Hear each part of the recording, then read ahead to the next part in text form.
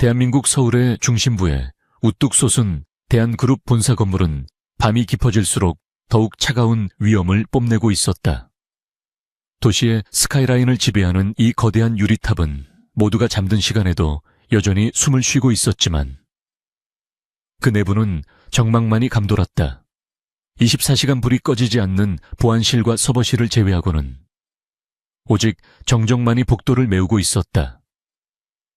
이 고요한 성역을 자유롭게 돌아다닐 수 있는 사람은 극소수였으며 그 중에는 이 화려한 무대 뒤편에서 묵묵히 바닥을 닦고 쓰레기통을 비우는 청소부들이 포함되어 있었다. 이서윤은 땀에 젖은 앞머리를 손등으로 훔쳐내며 대걸레 자루를 고쳐 잡았다.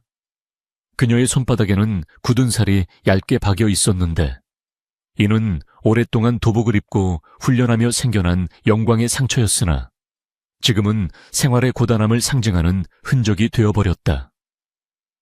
한때 국가대표 태권도 선수를 꿈꾸며 도장을 누비던 그녀였지만 부상과 아버지의 갑작스러운 사업 실패는 그녀의 인생 항로를 완전히 다른 곳으로 틀어버렸다.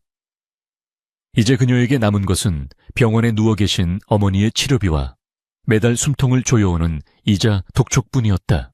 새벽 2시가 넘어가면서 건물 내부의 공기는 더욱 무겁게 가라앉았고 서윤의 발걸음 소리만이 복도에 둔탁하게 울려 퍼졌다.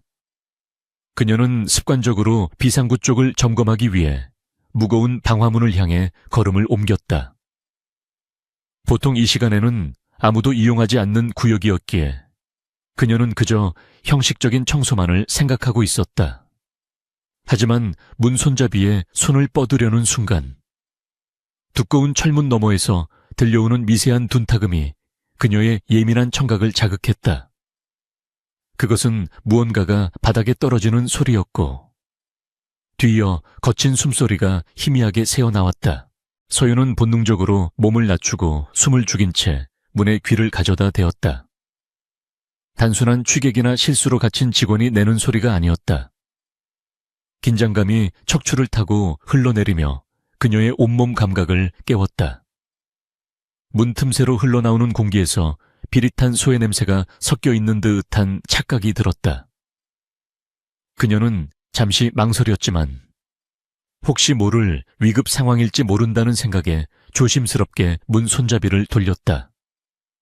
기름칠이 잘 된 경첩 덕분에 문은 소리 없이 열렸고 비상계단의 어둠이 그녀의 시야에 들어왔다. 계단 참 아래쪽. 희미한 비상등 불빛 아래에서 벌어지고 있는 광경은 서윤의 예상을 훨씬 뛰어넘는 것이었다. 고급 정장을 입은 백발의 노인이 바닥에 쓰러져 가슴을 부여잡고 고통스럽게 신음하고 있었다. 그리고 그 위에는 검은색 마스크와 모자로 얼굴을 가린 건장한 남자가 서 있었다. 남자는 노인을 돕기는커녕 노인의 주머니를 뒤지며 무언가를 찾고 있는 듯 했다.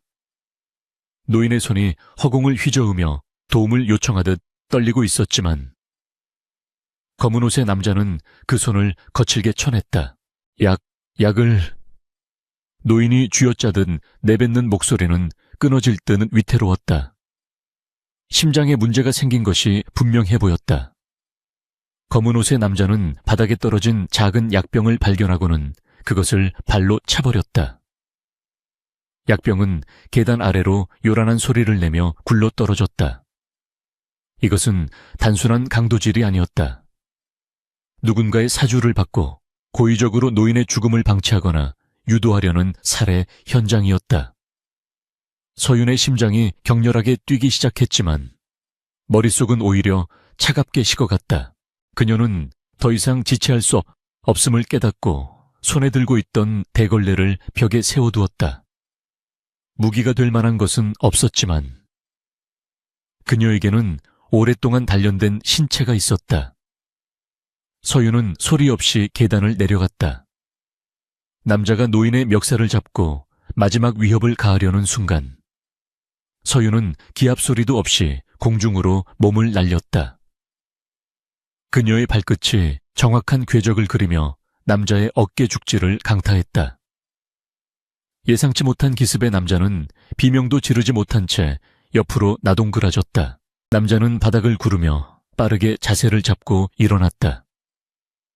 마스크 위로 드러난 그의 눈빛에는 당황스러움과 살기가 동시에 번뜩였다. 그는 품에서 짧은 잭나이프를 꺼내들며 서윤을 향해 위협적으로 다가왔다. 일반인이라면 공포에 질려 뒷걸음질 쳤을 상황이었지만 서윤은 오히려 무게중심을 낮추며 방어 자세를 취했다. 칼날이 번쩍이며 그녀의 복부를 노리고 들어왔지만 그녀는 상체를 가볍게 비틀어 공격을 피했다. 상대방은 훈련받은 전문가임이 분명했다. 칼을 쥐는 방식이나 발놀림이 예사롭지 않았다. 남자는 다시 한번 연속으로 칼을 휘두르며 서윤을 구석으로 몰아넣으려 했다. 서윤은 좁은 계단 공간을 활용해 난간을 짚고 몸을 회전시키며 남자의 손목을 걷어찼다. 뼈가 부딪히는 둔탁한 소리와 함께 칼이 바닥으로 떨어졌다. 무기를 잃은 남자가 주먹을 날렸지만 서윤은 이미 그의 동선을 읽고 있었다. 그녀는 남자의 주먹을 흘려보내며 그의 명치를 향해 강력한 정권 지르기를 꽂아 넣었다. 에어기어. 남자는 고통스러운 신음을 토하며 무릎을 꿇었다. 서윤은 틈을 주지 않고 그의 턱을 향해 돌려차기를 시도했으나 남자는 간발의 차이로 몸을 숙여 피했다.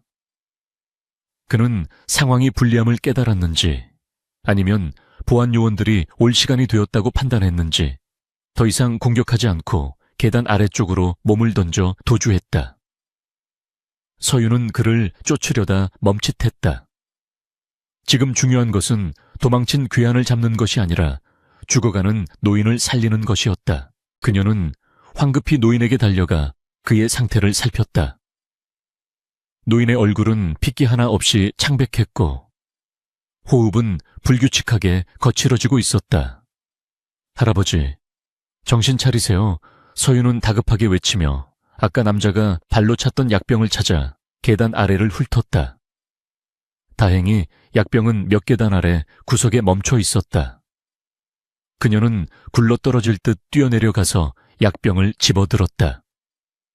라벨에는 니트로글리세린이라는 글자가 적혀 있었다. 심장질환 환자를 위한 응급 약물이었다. 서윤은 떨리는 손으로 약병 뚜껑을 열고 작은 알약 하나를 꺼냈다. 그녀는 노인의 상체를 조심스럽게 일으켜 세운 뒤 그의 혀 밑에 알약을 넣어줘 어주었다. 삼키지 말고 녹이세요. 천천히 숨 쉬세요. 그녀는 침착한 목소리로 노인을 안심시키려 노력했다. 노인은 희미하게 눈을 뜨고 서윤을 바라보았다. 고통으로 일그러진 씨앗 속에서도 자신을 구하기 위해 필사적인 이 젊은 여자의 눈동자만은 선명하게 들어왔다. 몇 분이 지나자 약효가 돌기 시작했는지 노인의 호흡이 조금씩 안정되기 시작했다. 굳어있던 표정이 풀리며 핏기가 조금씩 돌아왔다. 하지만 여전히 말조차 하기 힘든 상태였다. 그때 위층 복도에서 다급한 발자국 소리와 무정히 소음이 들려왔다. 24층 비상계단 센서가 작동했다 확인해 보안팀이 도착하고 있었다. 서윤은 순간적으로 갈등에 휩싸였다. 이곳에 남아 상황을 설명해야 할까? 아니면 조용히 사라져야 할까? 만약 그녀가 이곳에 남는다면 경찰 조사에 연루될 것이 뻔했다. 폭행 사건의 참고인이 되면 수시로 경찰서를 오가야 하고 그로 인해 아르바이트를 빠지게 되면 당장 이번 달 어머니의 병원비를 낼 수 없게 된다. 게다가 자신을 공격한 남자가 배우가 있는 조직폭력배라면 신원이 노출되는 것만으로도 큰 위험이 따를 수 있었다. 가난한 청소부인 그녀에게는 정의구현보다 당장의 생존이 더 시급한 문제였다. 서윤은 노인이 안정을 찾은 것을 확인하고 조용히 그를 바닥에 눕혔다. 곧 사람들이 올 거예요. 조금만 기다리세요. 그녀는 노인의 차가운 손을 한번 꽉 잡아준 뒤 보안 요원들이 내려오는 반대 방향인 아래층으로 재빨리 몸을 숨겼다. 그녀의 그림자가 어둠 속으로 사라지자마자 보안 요원들이 들이닥쳤다. 회장님, 괜찮으십니까? 보안팀장의 경악에 찬 목소리가 계단을 울렸다. 서요윤은 23층. 화장실 청소 도구함에 숨어 가쁜 숨을 몰아쉬었다. 심장이 터질 듯이 뛰고 있었고 다리는 후들거렸다. 방금 자신이 무슨 일을 저질렀는지 실감이 나지 않았다. 그녀는 대한민국 재계서열 1위인 대한그룹의 총수 한창석 회장을 구한 것이었다.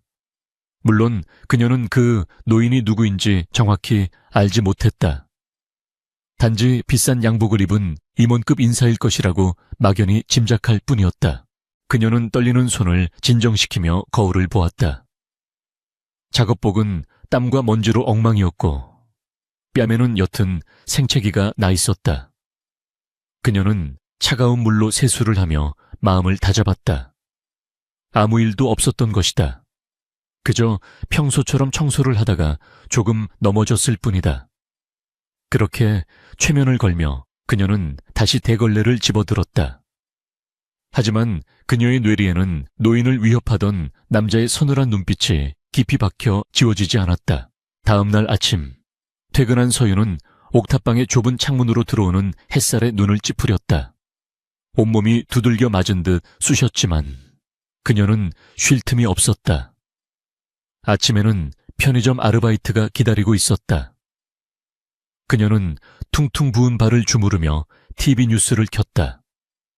화면에는 대한그룹 한창석 회장이 지병으로 입원했다는 짧은 단신만이 흘러나오고 있었다.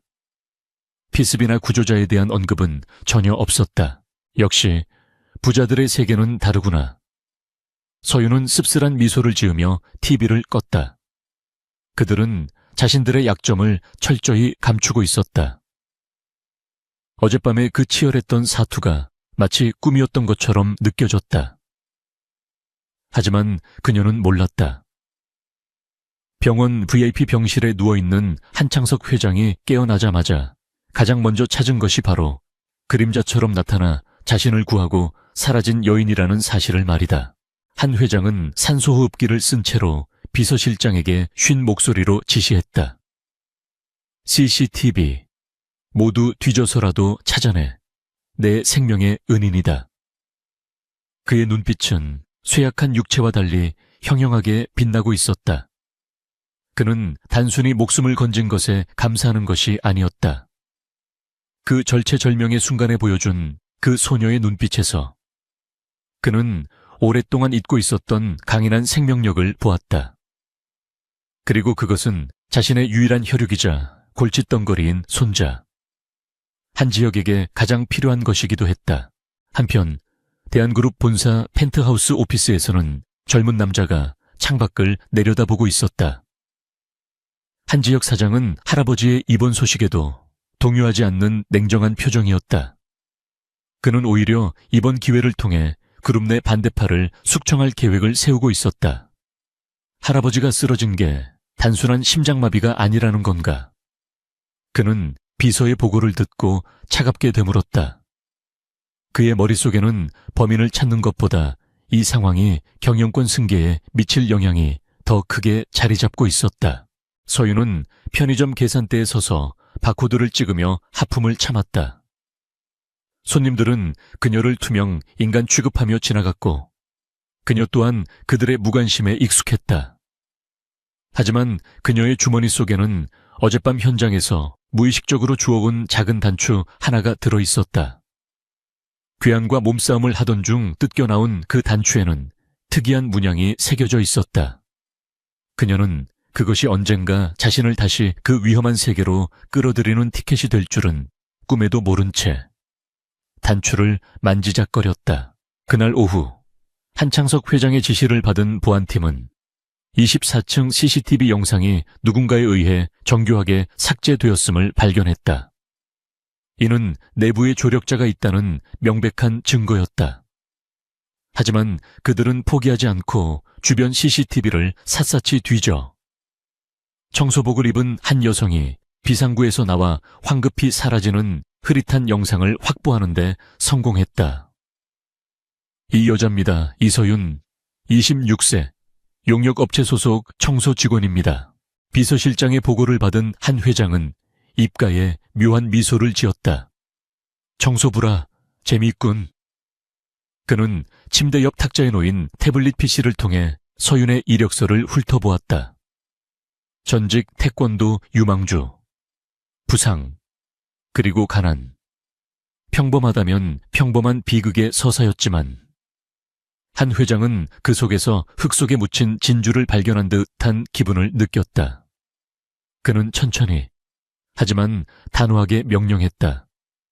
그 아이를 내 앞으로 데려와. 아주 정중하게, 하지만 거절할 수 없는 제안을 준비해서.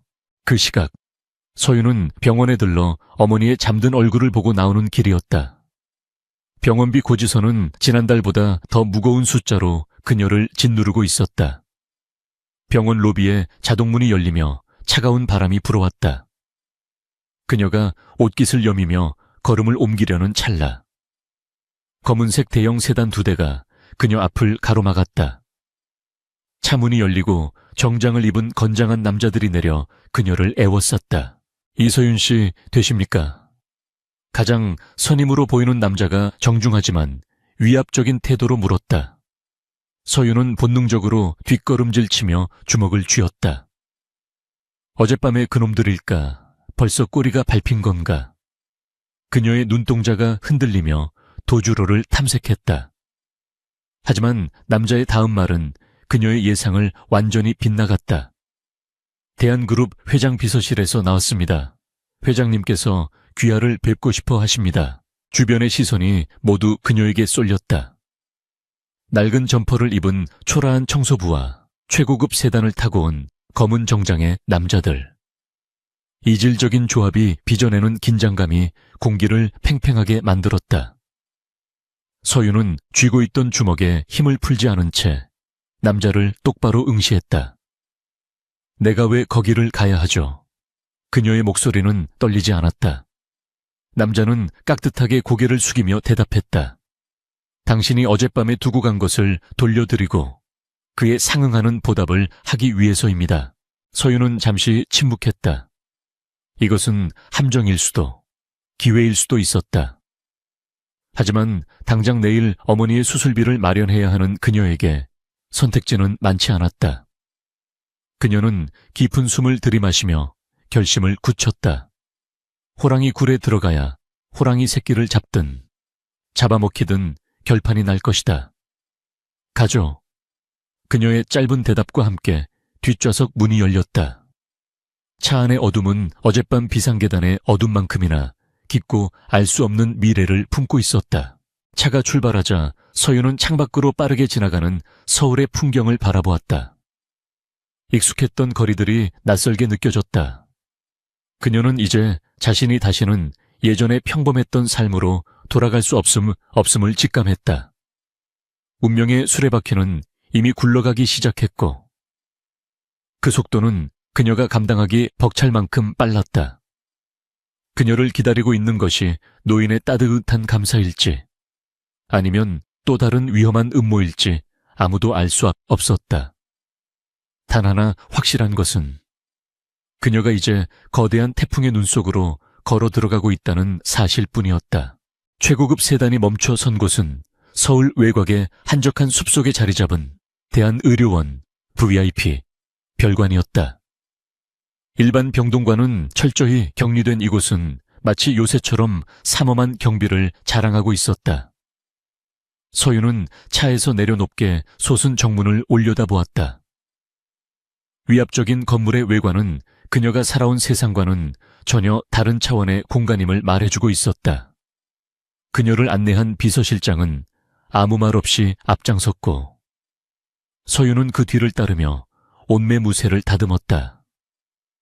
낡은 점퍼와 청바지가 이곳의 대리석 바닥과는 너무나도 어울리지 않는다는 사실이 그녀를 위축되게 만들었지만 그녀는 허리를 꼿꼿이 펴고 걸었다.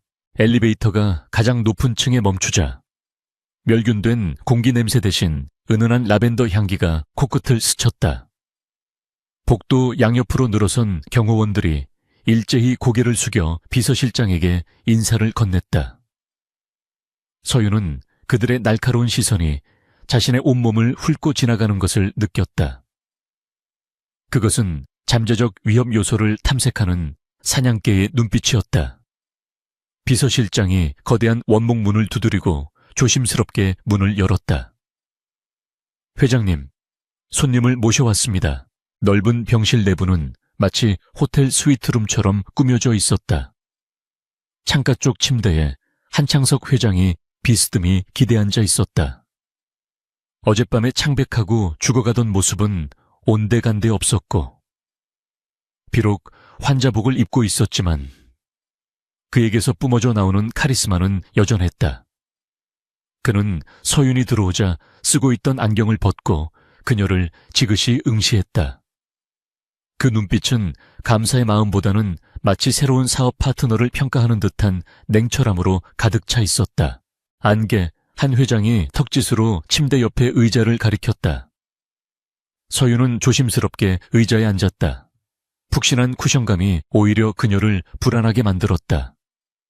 구급대원이 도착하기도 전에 사라졌더군. 내 목숨을 구한 대가를 바라고 접근한 것이 아니라는 증거겠지. 한 회장의 목소리는 낮고 묵직했다. 서윤은 그의 눈을 피하지 않고 대답했다. 대가 같은 건 생각할 겨를이 없었습니다. 그저 사람이 죽어가고 있었으니까요. 그리고 경찰 조사가 귀찮아서 도망쳤고. 한 회장이 묘한 미소를 지으며 되물었다. 서윤은 잠시 당황했지만 솔직하게 대답하기로 했다. 네, 맞습니다. 저는 하루 벌어 하루 먹고 사는 사람입니다. 참고인 조사받느라 일을 빠지면 당장 생활이 곤란해지니까요. 그녀의 솔직함이 마음에 들었는지 한 회장은 소리내어 웃었다. 솔직해서 좋군. 위선적인 것들보다는 훨씬 나아. 한 회장은 손짓으로 비서실장을 물러가게 한 뒤 서랍에서 두툼한 봉투 하나를 꺼내 테이블 위에 올려놓았다. 이건 내 성의일세. 자네 어머니 수술비와 빚을 갚고도 남을 만큼의 액수야. 어젯밤 일에 대한 보상이라고 생각하게. 서윤은 봉투를 바라보았다. 그녀의 심장이 요동쳤다. 저 봉투 하나면 지긋지긋한 가난의 굴레에서 벗어날 수 있었다. 어머니를 더 좋은 병원으로 옮길 수도 있고, 빚쟁이들의 협박 전화에서도 해방될 수 있었다. 하지만 서윤은 선뜻 손을 뻗지 못했다.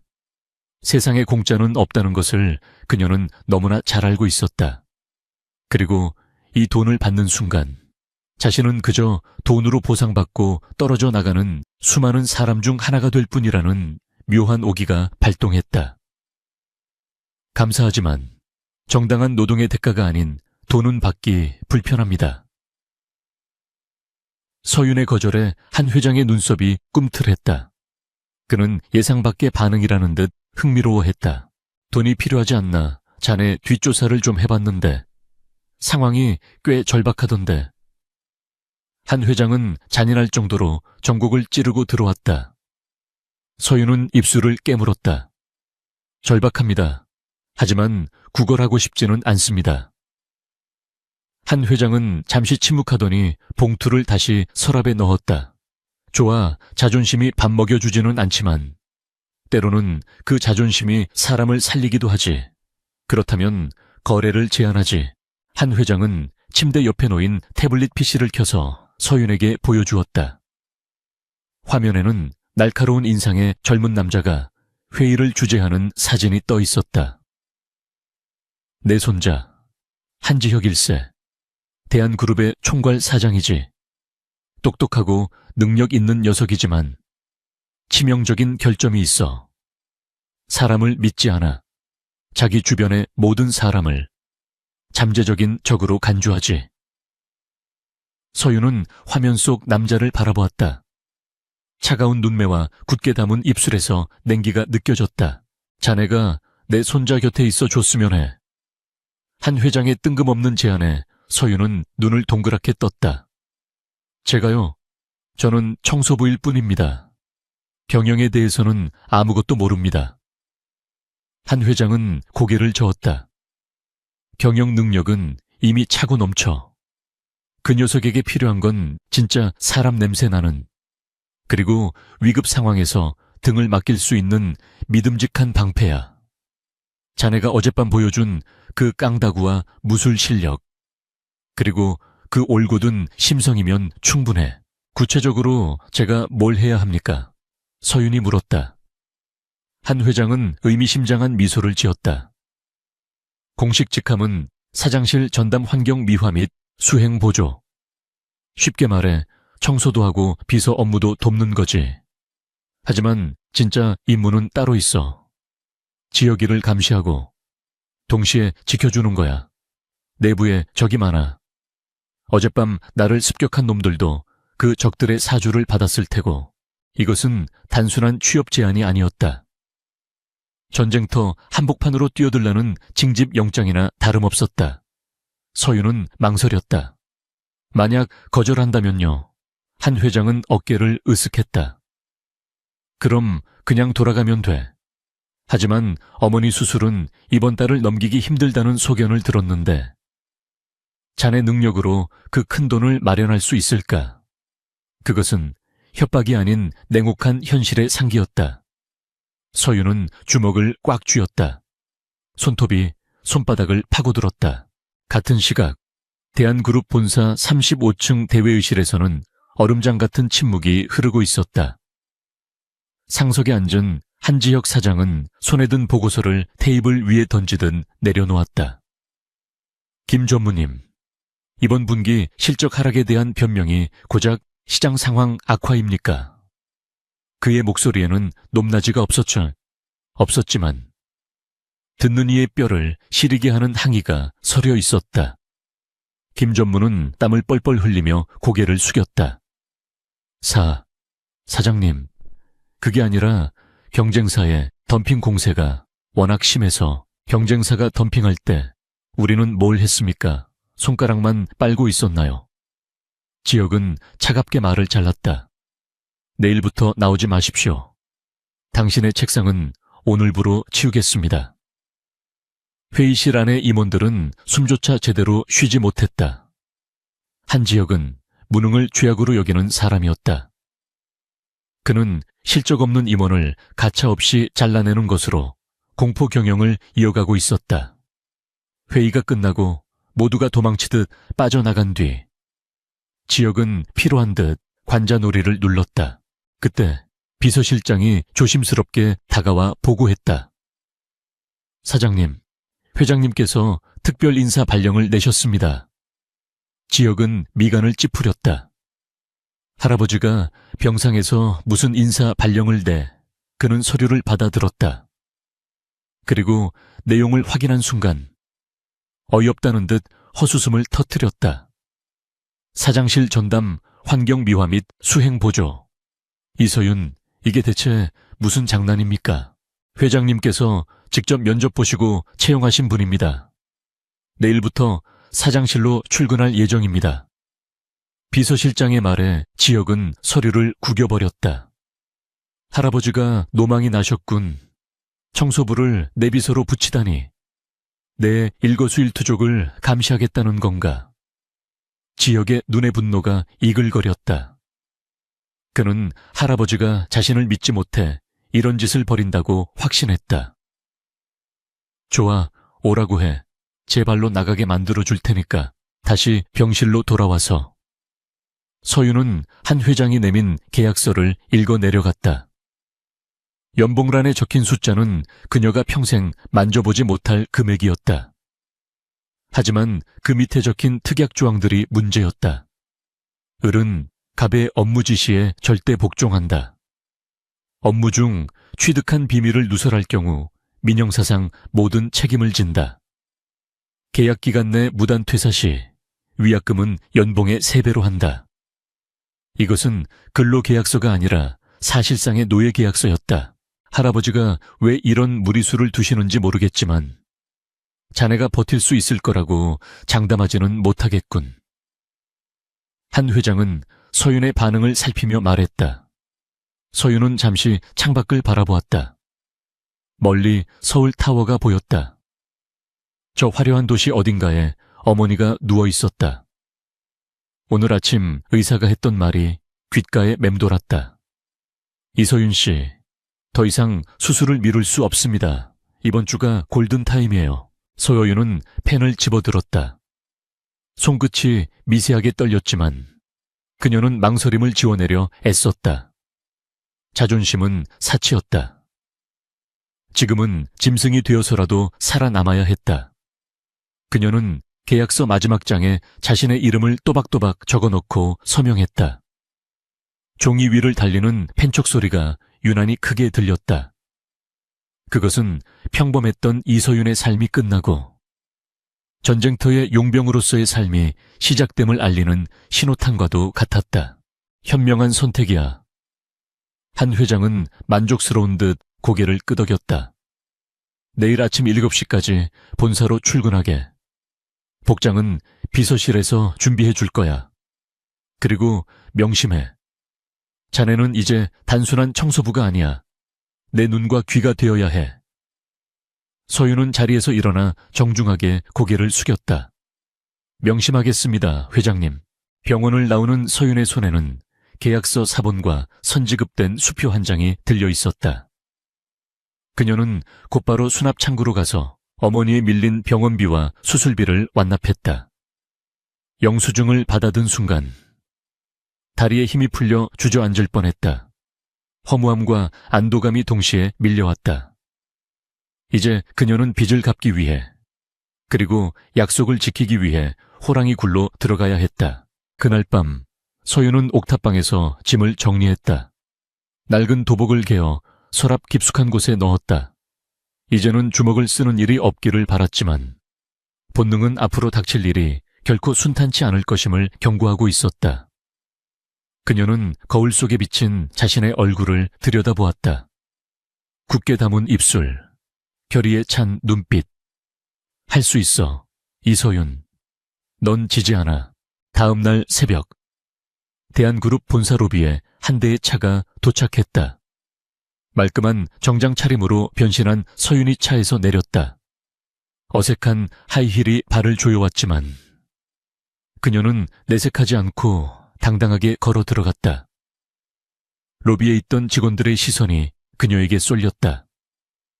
낯선 얼굴, 하지만 범상치 않은 분위기. 그녀는 안내 데스크를 지나 엘리베이터로 향했다.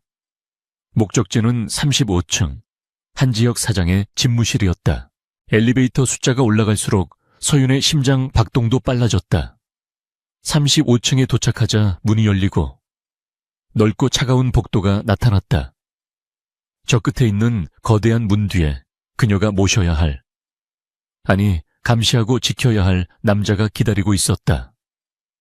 그녀는 심호흡을 한번 크게 하고 발걸음을 옮겼다.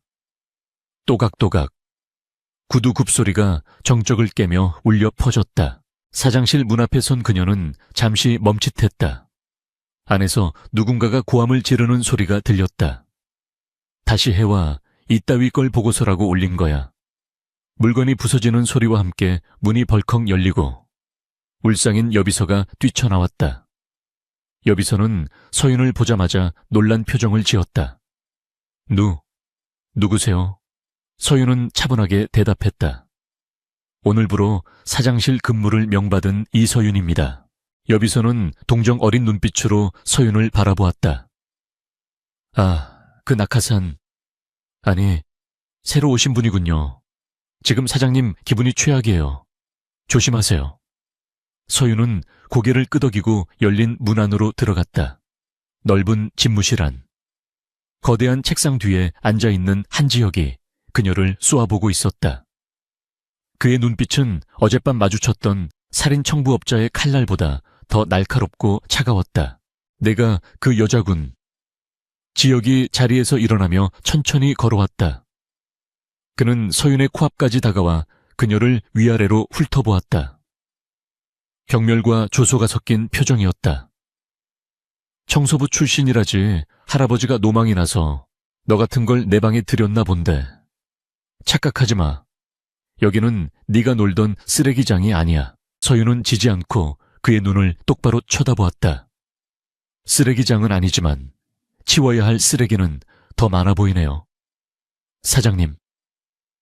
그녀의 당돌한 대답에 지혁의 표정이 굳어졌다. 감히 누구도 그에게 이렇게 대꾸한 적은 없었다. 팽팽한 긴장감이 두 사람 사이를 감싸고 돌았다. 이것은 고용주와 피고용인의 만남이 아닌 두 맹수의 첫 대면이었다. 서윤은 이제야 깨달았다. 자신이 서명한 것은 단순한 계약서가 아니라 전쟁 선포문이었다는 것을. 한지혁 사장의 집무실은 그 주인의 성격을 그대로 닮아 있었다. 모노톤으로 통일된 가구들은 한치에 오차도 없이 배치되어 있었고 공기 중에는 숨 막힐 듯 단 결벽증적인 정적만이 감돌고 있었다. 이서윤은 그 숨막히는 공간 한 구석에서 묵묵히 자신의 업무를 수행하고 있었다. 그녀에게 주어진 업무는 명목상 수행비서였으나 실질적으로는 고급 인력을 낭비하는 수준의 단순 노동에 가까웠다. 지역은 그녀에게 산더미처럼 쌓인 과거 10년치의 서류를 연도별, 프로젝트별로 분류하여 디지털화하라는 지시를 내렸다. 그것은 명백히 그녀를 지치게 만들어 제 발로 나가게 하려는 의도였다. 하지만 서윤은 불평 한마디 없이 그 일을 해내고 있었다. 그녀의 손놀림은 기계처럼 정확하고 빨랐다.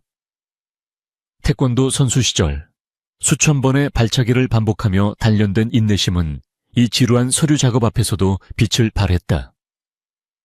지혁은 가끔 고개를 들어 그녀를 관찰했다. 짜증이나 피로를 내비칠 법도 하건만.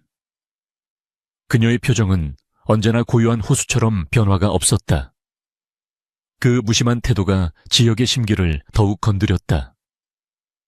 그는 그녀가 자신의 감시자라는 생각을 지울 수 없었기에 그녀의 평온함이 마치 자신을 비웃는 것처럼 느껴졌다. 이서윤 씨, 커피가 식었군. 다시 타오도록 해. 온도는 정확히 85도.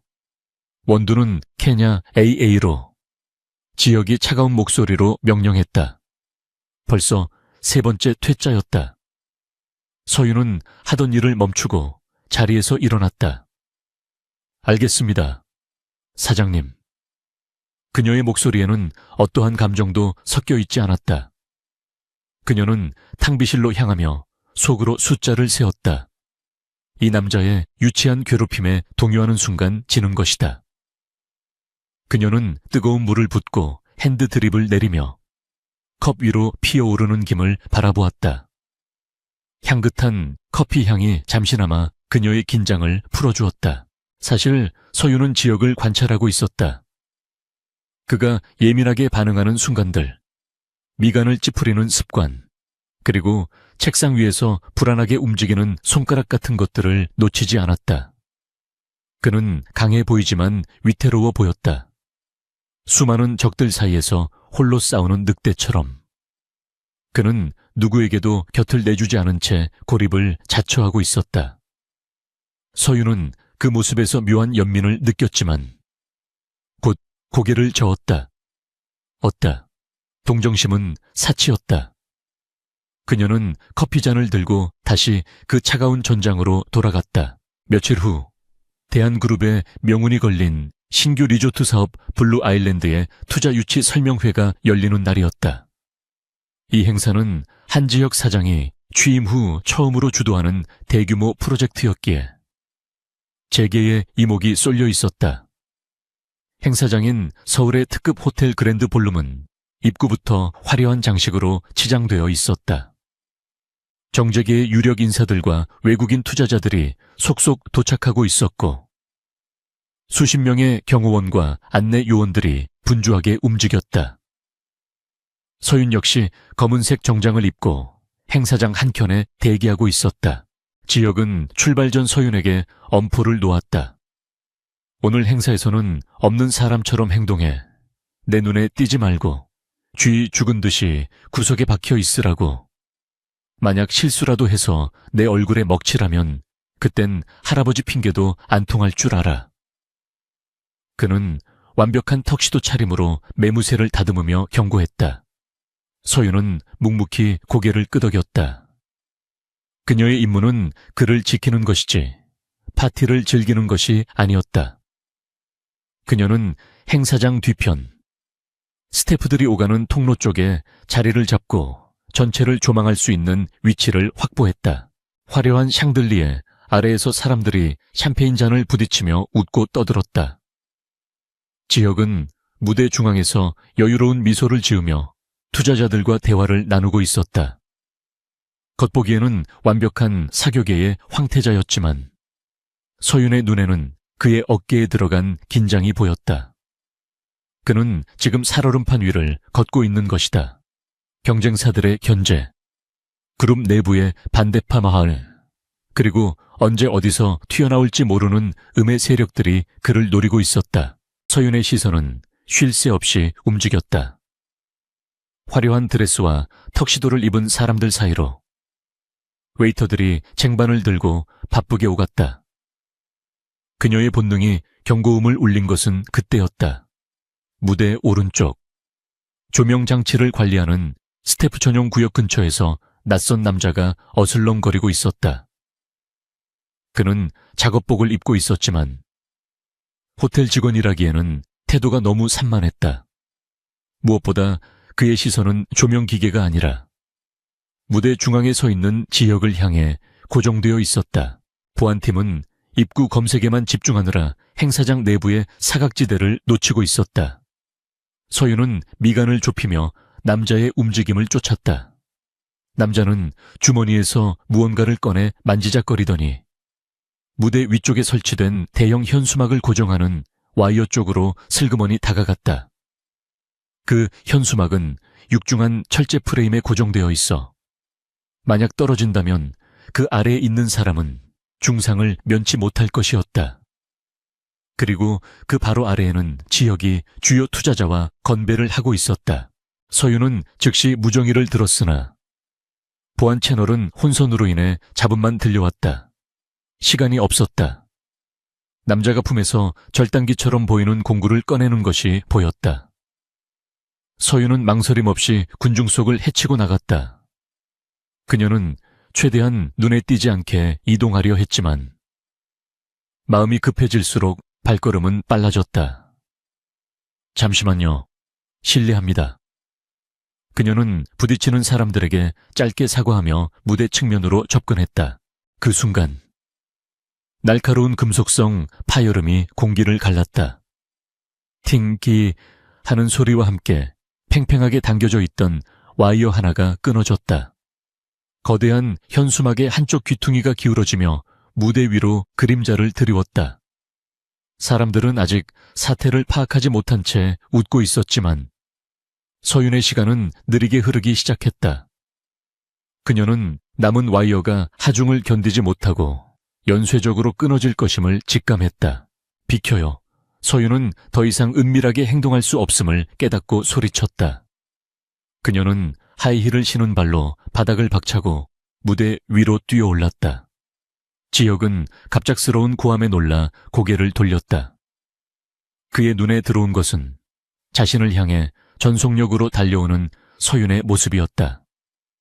그녀의 표정은 절박함으로 일그러져 있었다.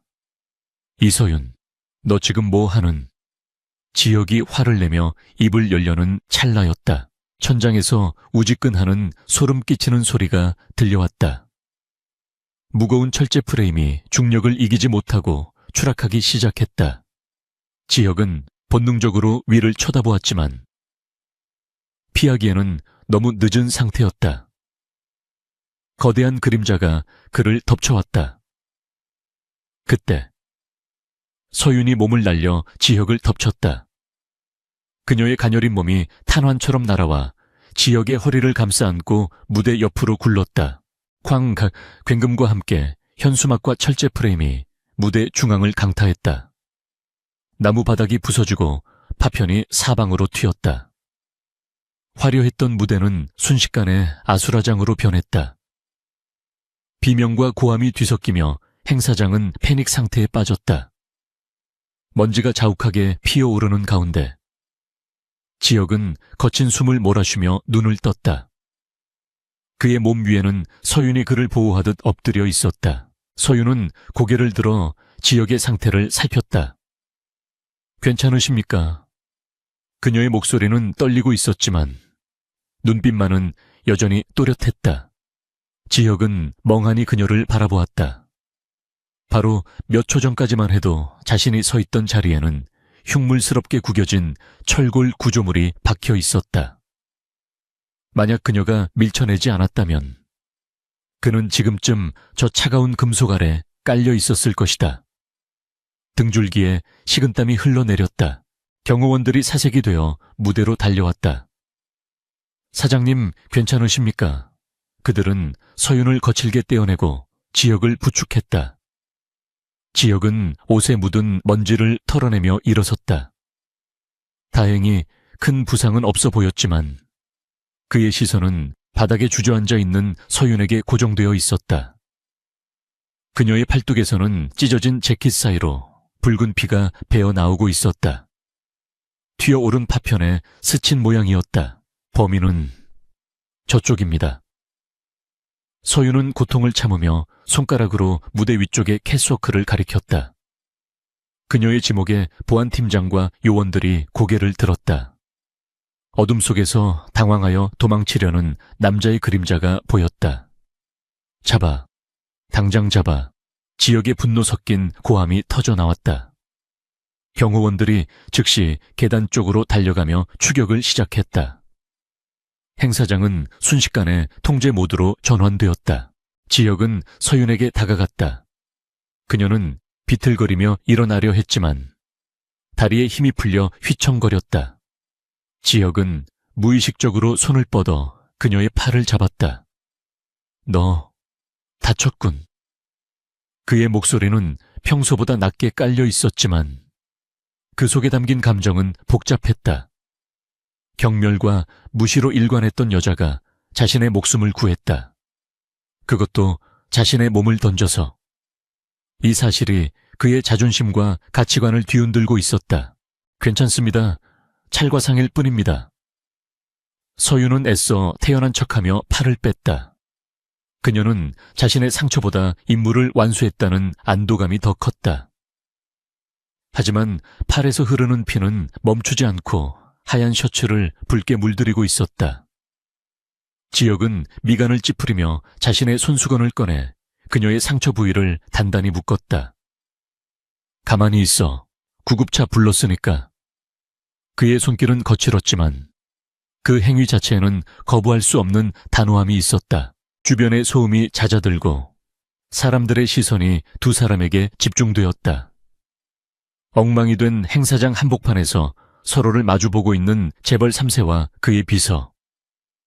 이것은 내일 아침 신문 한 면을 장식할 스캔들이 될 수도 있었지만 지금 이 순간 지혁에게 그런 건 중요하지 않았다. 그는 서윤의 눈 속에서 다시 한번 그 빛을 보았다. 할아버지가 말했던, 그리고 자신이 애써 부정하려 했던 그 강인한 생명력을. 왜 그랬지? 지혁이 나지막이 물었다. 내가 죽으면 네가 편해질 수도 있었을 텐데. 서윤은 그를 올려다보며 담담하게 대답했다.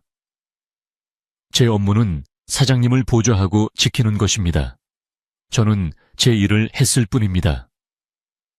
그녀의 대답은 너무나도 교과서적이었지만 지혁은 그 안에 담긴 진심을 느낄 수 있었다. 그녀는 돈이나 권력 때문이 아니라 자신의 직업적 신념과 인간으로서의 도리를 지키기 위해 움직인 것이었다. 보안팀장이 헐떡이며 달려와 보고했다. 사장님, 범인을 확보했습니다. 최 이사의 사주를 받았다고 자백했습니다. 지혁의 얼굴이 차갑게 굳어졌다. 내부의 적이 움직이기 시작한 것이다. 그는 주먹을 꽉 쥐었다. 이제 전쟁은 전면전으로 치닫고 있었다. 그리고 아이러니하게도 이 전쟁터에서 그가 믿을 수 있는 유일한 사람은 자신의 등 뒤에서 칼을 꽂을 것이라 의심했던 이 여자뿐일지도 모른다는 생각이 들었다. 서윤은 구급대원들에 의해 들것으로 옮겨졌다.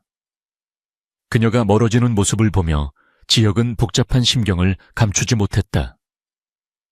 깨진 유리 조각처럼 흩어진 신뢰의 파편들 사이에서 무언가 새로운 감정이 싹트기 시작했다. 그것은 아직 사랑이라고 부르기에는 너무 거칠고 날카로웠지만 적어도 그가 쌓아 올린 견고한 불신의 벽에 균열을 내기에는 충분했다. 지혁은 돌아가려는 구급대원을 멈춰 세웠다. 이 사람 VIP 병동으로 이송해 최고의 의료진 붙이고. 그의 지시는 짧았지만 명확했다. 서윤은 놀란 눈으로 그를 바라보았지만 지혁은 이미 등을 돌려 수습을 지시하고 있었다. 그의 뒷모습은 여전히 냉정해 보였지만 서윤은 왠지 모르게 그 어깨가 전보다 조금은 덜 외로워 보인다고 생각했다. 그날 밤 병실에 누운 서윤은 창밖의 달을 바라보았다. 팔의 통증이 욱신거렸지만 마음은 이상하게도 차분했다. 그녀는 오늘 지혁의 눈빛이 변하는 순간을 목격했다. 경멸이 놀라움으로, 그리고 의문으로 바뀌던 그 찰나를, 어쩌면 그 차가운 얼음 왕자도 그저 상처받기 두려워 가시를 세운 고슴도치일지도 모른다는 생각이 들었다. 그리고 자신도 모르는 사이에 그녀는 그 가시를 껴안을 준비를 하고 있는 것일지도 몰랐다. 대한그룹 본사의 어두운 이면을 상징하는 전략기획실 이사 집무실에는 무거운 침묵이 흐르고 있었다. 최영훈 이사는 손에 들고 있던 크리스털 위스키 잔을 벽을 향해 힘껏 던졌다. 날카로운 파열음과 함께 유리 조각이 사방으로 튀었지만 그의 분노는 전혀 가라앉지 않았다. 그는 창밖으로 보이는 서울의 야경을 노려보며 이를 갈았다. 회장 암살 계획 실패에 이어 사장을 노린 사고 위장 공작까지 모두 수포로 돌아갔다. 그리고 그 모든 실패의 중심에는 뜬금없이 나타난 청소부 출신 계집애 이서윤이 있었다. 그 계집 하나 때문에 내 계획이 전부 어그러졌어. 최 이사는 넥타이를 거칠게 풀어헤치며 소파에 주저앉아 있는 신복 강 실장에게 고함을 쳤다. 강 실장은 고개를 깊이 숙인 채 식은땀을 흘리고 있었다. 죄송합니다, 이사님. 그 여자가 무술 유단자일 줄은 꿈에도 몰랐습니다. 단순한 낙하산 인사인 줄 알았는데 회장이 숨겨둔 비밀 경호원이었던 것 같습니다. 최 이사는 차가운 눈빛으로 강 실장을 노려보았다. 비밀 경호원 웃기지 마라.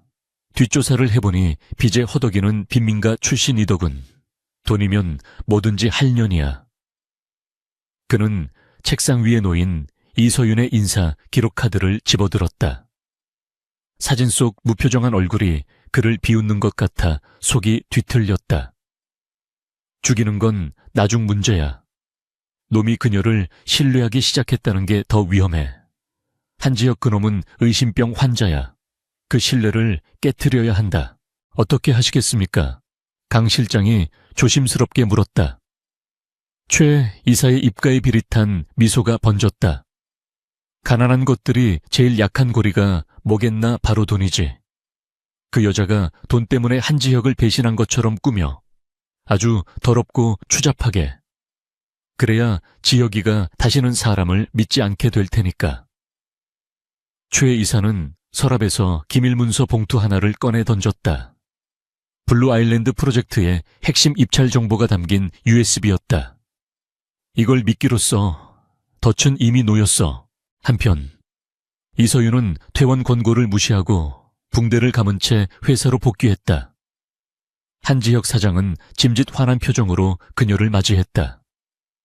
미련하군. 며칠 더 쉬라고 했을 텐데. 서윤은 덤덤하게 대답하며 비서실 책상에 앉았다. 월급을 받았으면 일을 해야죠. 그리고 사장님 곁이 비어 있으면 불안합니다. 그녀의 말은 빈말이 아니었다. 지난번 사고 이후 그녀는 누군가가 끊임없이 지혁을 노리고 있다는 확신을 갖게 되었다. 지혁은 툴툴거렸지만 그녀가 끓여온 커피를 마시며 미세하게 입꼬리를 올렸다. 사고 이후 두 사람 사이에는 묘한 기류가 흐르고 있었다. 지혁은 더 이상 그녀에게 청소나 잔심부름을 시키지 않았다. 대신 중요 회의에 배석시키거나 결제 서류를 검토하는 요령을 가르쳐주곤 했다. 그것은 그가 보여줄 수 있는 최대한의 호의이자 인정이었다. 서윤 역시 지혁의 까칠한 말투 속에 숨겨진 배려를 조금씩 읽어내고 있었다. 하지만 평화는 오래가지 않았다. 점심시간이 지나고 사장실에 보안팀이 들이닥쳤다. 최 이사의 사주를 받은 보안팀장 김 부장이 굳은 표정으로 들어왔다. 사장님, 긴급 보안감사를 실시해야겠습니다. 블루 아일랜드 입찰 정보가 유출되었다는 제보가 들어왔습니다. 지혁의 얼굴이 차갑게 굳어졌다. 뭐라고? 그게 무슨 소리야? 내 개인 금괴에 있던 파일이 유출됐다고. 김 부장은 곤란하다는 듯 머뭇거리며 말했다. 금고 로그 기록을 확인해보니 오늘 점심시간에 누군가 접근한 기록이 있습니다. 그리고 그 시간대에 사장실에 출입한 사람은 단 한 명뿐입니다. 모든 시선이 구석에서 업무를 보고 있던 서윤에게 쏠렸다. 서윤은 하던 일을 멈추고 천천히 일어났다. 올 것이 왔구나. 그녀의 직감이 위험 신호를 보내고 있었다. 지금 나를 의심하는 건가? 지혁이 날카롭게 물었다. 김 부장은 고개를 숙이며 대답했다. 절차상 어쩔 수 없습니다. 이서윤 씨의 소지품을 검사해야 합니다. 지혁은 어이없다는 듯 콧방귀를 뀌었지만 서윤은 순순히 자신의 가방을 내밀었다. 검사하세요. 저는 떳떳합니다. 그녀의 당당한 태도에 지혁은 안도감을 느꼈다. 그래, 그녀가 그럴 리 없다. 그녀는 자신의 목숨을 구한 사람이다. 보안요원들이 서윤의 낡은 백팩을 뒤지기 시작했다. 파우치, 지갑, 도복띠 등이 쏟아져 나왔다. 그리고 가방 깊숙한 곳의 안쪽 주머니에서 은색 USB 하나가 발견되었다. 이겁니다. 도난당한 기밀 문서. 김 부장이 승리감에 도취된 목소리로 외쳤다. 순간 사장실 안의 공기가 얼어붙었다. 서윤의 눈이 커졌다. 전혀 모르는 물건이었다. 누군가 그녀가 자리를 비운 사이 가방에 넣어둔 것이 분명했다. 지혁은 믿을 수 없다는 표정으로 USB와 서윤을 번갈아 쳐다보았다. 배신감이 쓰나미처럼 밀려왔다. 과거, 믿었던 친구에게 뒤통수를 맞고 경영권을 뺏길 뻔했던 트라우마가 되살아났다. 설명해. 지혁의 목소리가 지하 깊은 곳에서 울리는 듯 낮게 깔렸다. 서윤은 떨리는 입술을 꽉 깨물었다. 제가 한 짓이 아닙니다. 저는 저 물건을 처음 봅니다. 처음 본다고 내 가방 깊숙한 곳에서 나왔는데. 지혁이 소리쳤다. 그의 눈동자가 흔들리고 있었다. 내 목숨을 구한 것도 다 연극이었나 신뢰를 얻어서 이걸 훔치려고 얼마를 받았지. 최 이사인가 아니면 경쟁사. 그의 말은 비수가 되어 서윤의 가슴을 후벼 팠다. 그녀가 가장 혐오하는 것이 비겁한 짓과 도둑질이었다. 그녀는 가난했지만 단 한 번도 남의 것을 탐한 적이 없었다. 사장님, 서윤은 흔들리지 않는 눈빛으로 지혁을 응시했다. 제가 돈이 필요했다면 회장님이 주신 수표를 받았을 겁니다. 그리고 정말 훔칠 생각이었다면 이렇게 허술하게 제 가방에 넣어두고 퇴근도 안 하고 기다렸겠습니까? 그녀의 논리는 정연했지만 이미 의심의 독에 중독된 지혁의 귀에는 들어오지 않았다. 증거가 너무나 명백했다. 김 부장이 나섰다. 사장님, 경찰에 넘기겠습니다. 산업 스파이 혐의는 중죄입니다. 보안 요원들이 서윤의 팔을 잡으려 했다. 서윤은 반사적으로 그들의 손을 뿌리쳤다. 손대지 마세요. 제 발로 갑니다. 그녀는 마지막으로 지혁을 바라보았다. 그 눈빛에는 원망보다는 실망과 안타까움이 담겨 있었다. 사장님은 똑똑한 분이라고 생각했습니다. 하지만 진짜 봐야 할 것은 보지 못하시는군요. 서윤이 보안팀에 끌려나가는 모습을 보며 지혁은 주먹을 꽉 쥐었다. 손톱이 살을 파고들어 피가 맺힐 정도였다. 가슴 한 구석이 텅 빈 것처럼 시려왔다. 그녀를 내친 것은 자신인데 왜 자신이 버림받은 기분이 드는 걸까? 그는 책상 위의 물건들을 쓸어버리며 분노를 표출했다. 다 나가 혼자 있고 싶으니까 다 꺼지라고. 비서실 직원들이 혼비백산하여 도망쳤다. 텅 빈 사장실. 지혁은 소파에 털썩 주저앉았다. 그때 그의 개인 휴대전화가 울렸다. 발신자는 병원에 있는 한창석 회장이었다. 지혁은 받지 않으려 했지만 전화벨은 끈질기게 울려댔다. 그는 한숨을 쉬며 통화 버튼을 눌렀다. 할아버지, 지금 통화할 기분 아닙니다. 그의 목소리는 잔뜩 가라앉아 있었다. 지혁아. 수화기 넘어 한 회장의 목소리는 차분했다. 눈에 보이는 것만 믿지 마라. 눈은 때로 가장 훌륭한 사기꾼이 되기도 한다. 내 가슴이 뭐라고 말하는지 들어봐라. 지혁은 코웃음을 쳤다. 가슴이요, 증거가 나왔습니다. 제 금고를 털었다고요. 한 회장은 혀를 찼다. 너는 체스판의 말만 보고 말을 움직이는 손은 보지 못하는구나. 그 아이가 정말 범인이라면 왜 굳이 위험을 무릅쓰고 너를 구했겠느냐. 죽은 자에게서 훔치는 게 훨씬 쉬웠을 텐데. 전화가 끊어지고 지혁은 멍하니 천장을 바라보았다. 할아버지의 말이 뇌리를 맴돌았다. 죽은 자에게서 훔치는 게 쉽다. 맞다. 지난번 사고 때 그녀가 구하지 않았다면 자신은 죽거나 의식불명이 되었을 것이고 사장실은 무주공산이 되었을 것이다. 그렇다면 범인은 훨씬 쉽게 정보를 빼낼 수 있었다.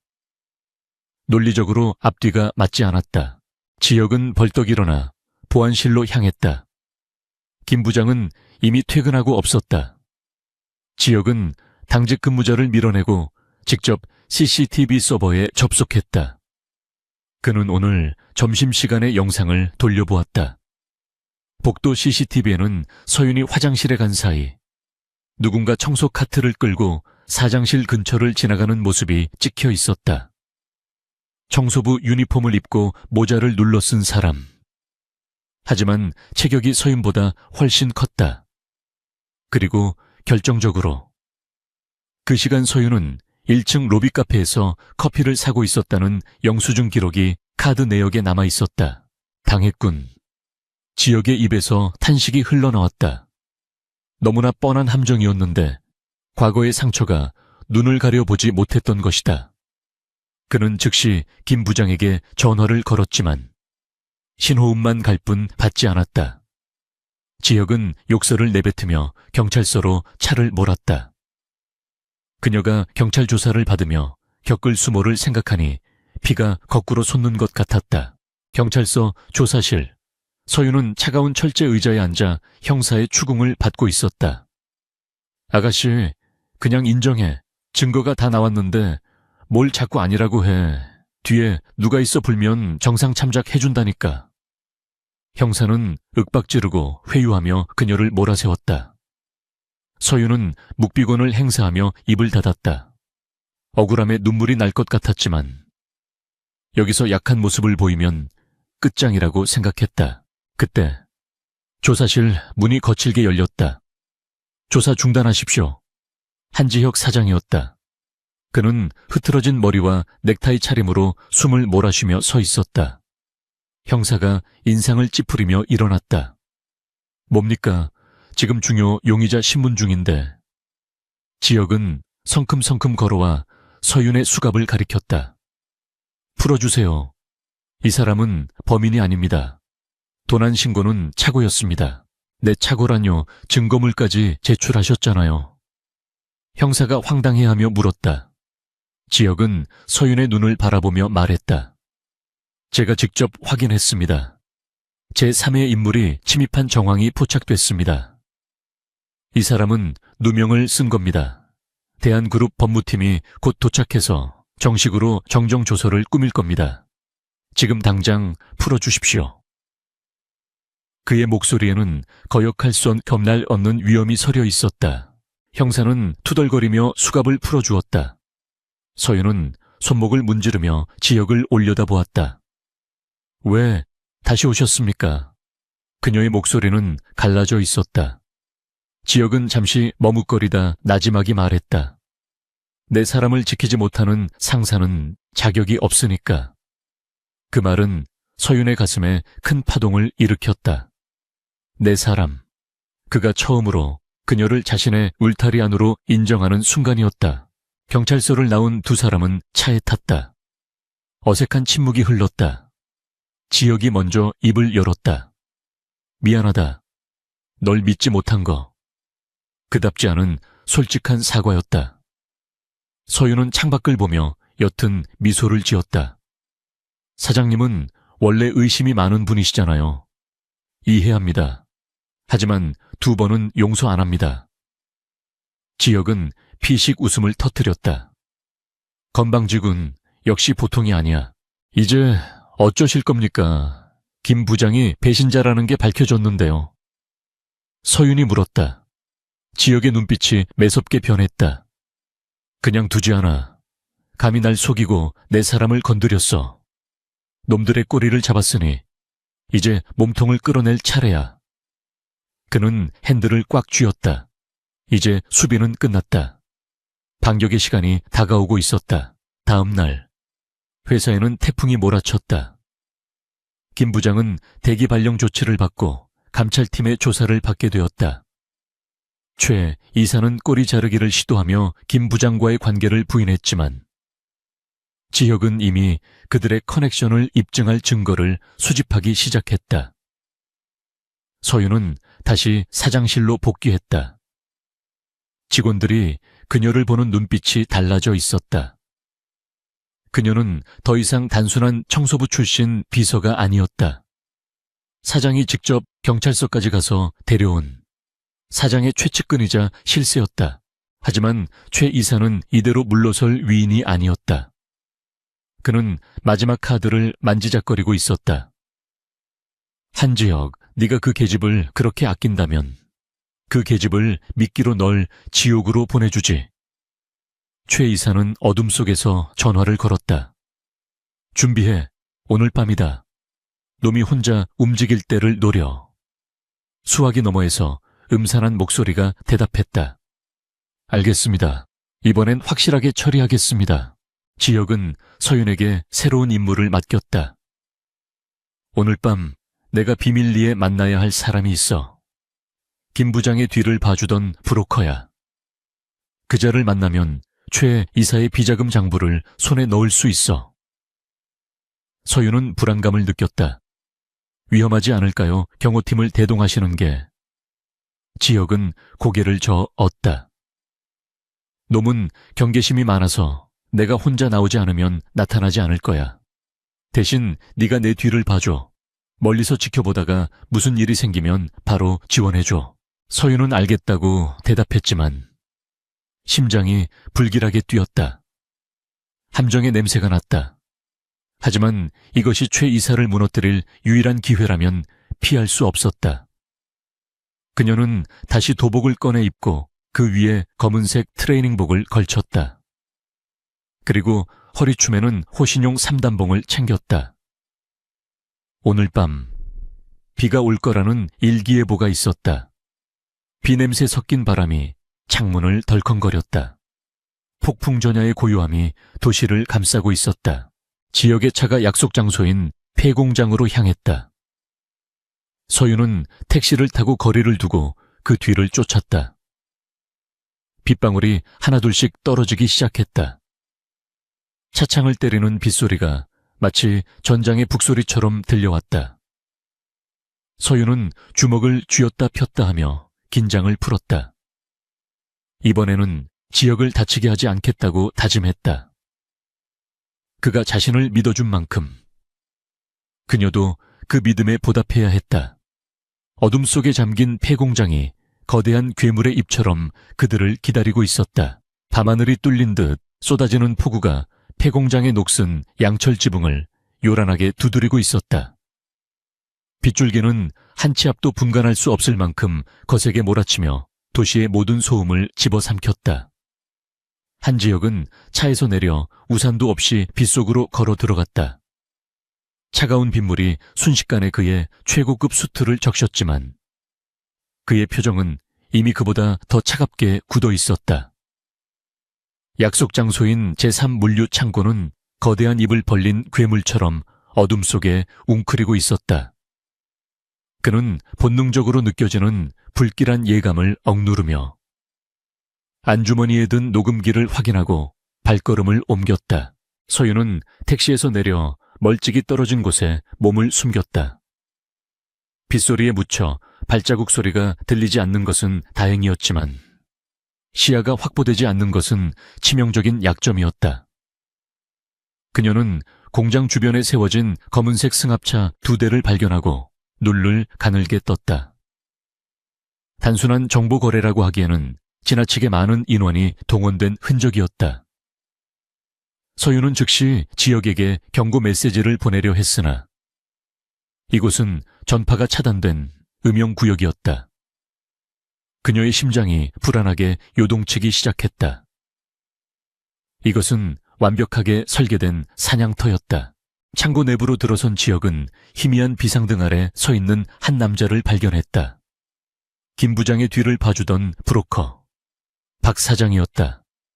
하지만 박 사장의 표정은 공포에 질려 하얗게 질려 있었다. 자료는 가져왔나? 지역이 물었지만 박 사장은 대답 대신 뒷걸음질을 쳤다. 그 순간 창고의 거대한 철문이 굉음을 내며 닫혔고 사방에서 강력한 조명이 켜지며 지역의 시야를 멀게 했다. 눈을 가리는 강렬한 빛 속에서 수십 명의 건장한 남자들이 쇠파이프와 강목을 들고 걸어 나왔다. 한지혁 사장님, 제 발로 호랑이 아가리에 들어오셨군요. 무리 뒤에서 익숙한 목소리가 들려왔다. 최 이사의 신복인 강 실장이 비열한 웃음을 흘리며 나타났다. 최 이사님이 안부를 전해달라고 하셨습니다. 그리고 이 공장이 사장님의 무덤이 될 거라는 말씀도 함께요. 지역은 침착함을 유지하려 애썼지만 상황은 절망적이었다. 그는 천천히 뒷걸음질치며 탈출구를 찾았지만 이미 포위망은 좁혀져 있었다. 그는 주먹을 꽉 쥐었다. 이대로 개죽음을 당할 수는 없었다. 그때 천장의 낡은 채광창이 와장창 깨지며 누군가가 로프를 타고 바닥으로 뛰어내렸다. 검은 그림자는 착지와 동시에 가장 가까이 있던 깡패의 안면을 강타했다. 외마디 비명과 함께 남자가 쓰러졌고 그림자는 회전하며 다음 상대의 명치를 걷어찼다. 이서윤이었다. 그녀는 비에 젖은 머리카락을 휘날리며 지역의 앞을 막아섰다. 사장님, 제 뒤에 딱 붙어 계세요. 틈을 봐서 3시 방향 쪽문으로 뛰어야 합니다. 그녀의 목소리는 빗소리를 뚫고 또렷하게 들려왔다. 강 실장은 당황했지만 곧 코웃음을 쳤다. 계집애 하나가 더 늘었군. 잘 됐어. 저승길 외롭지 않게 같이 보내줘라. 그의 명령이 떨어지자 수십 명의 깡패들이 일제히 달려들었다. 서윤은 삼단봉을 펼쳐들고 춤을 추듯 움직였다. 그녀의 동작은 간결하고 치명적이었다. 공격해 오는 상대의 힘을 역이용해 넘어뜨리고 급소를 정확히 타격했다. 좁은 공간에서의 난투극은 오히려 그녀에게 유리했다. 그녀는 지역을 보호하며 한 걸음씩 쪽문을 향해 이동했다. 지역 역시 가만히 당하고만 있지는 않았다. 그는 바닥에 떨어져 있던 쇠파이프를 집어들고 달려드는 놈들을 쳐냈다. 비록 전문적인 무술 실력은 없었지만 생존을 향한 처절한 본능이 그를 움직였다. 조심하세요. 서윤이 소리치며 지혁의 뒤를 노리던 놈의 손목을 꺾었다. 칼날이 바닥에 떨어지며 날카로운 소리를 냈다. 하지만 적들의 수는 너무 많았다. 서윤의 호흡이 거칠어지고 그녀의 어깨와 등에는 이미 타박상이 늘어가고 있었다. 이쪽입니다. 서윤은 지역을 밀치며 쪽문을 발로 차 열었다.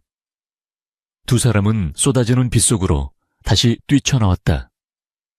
뒤에서 고함과 발소리가 쫓아왔다. 공장 부지는 미로처럼 복잡했고 바닥은 진흙탕이라 발이 푹푹 빠졌다. 그들은 폐자재가 쌓인 야적장을 지나 컨테이너들이 모여있는 구역으로 숨어들었다. 지역은 숨을 헐떡이며 물었다. 괜찮아, 아까 칼에 스친 거 아니었어. 서윤은 왼쪽 팔을 감싸 쥐고 있었지만 고개를 저었다. 얕은 상처입니다. 일단 몸을 피할 곳을 찾아야 해요. 그들은 낡은 컨테이너 사무실을 발견하고 안으로 들어갔다. 서윤은 재빨리 문을 잠그고 주변에 있던 낡은 책상과 의자로 문을 막아 바리케이드를 쳤다. 밖에서는 놈들이 그들을 찾느라 혈안이 되어 소리를 지르고 있었다. 분명 이 근처야 쥐새끼들. 샅샅이 뒤져 빗소리가 그들의 수색을 방해하고 있는 것이 천만다행이었다.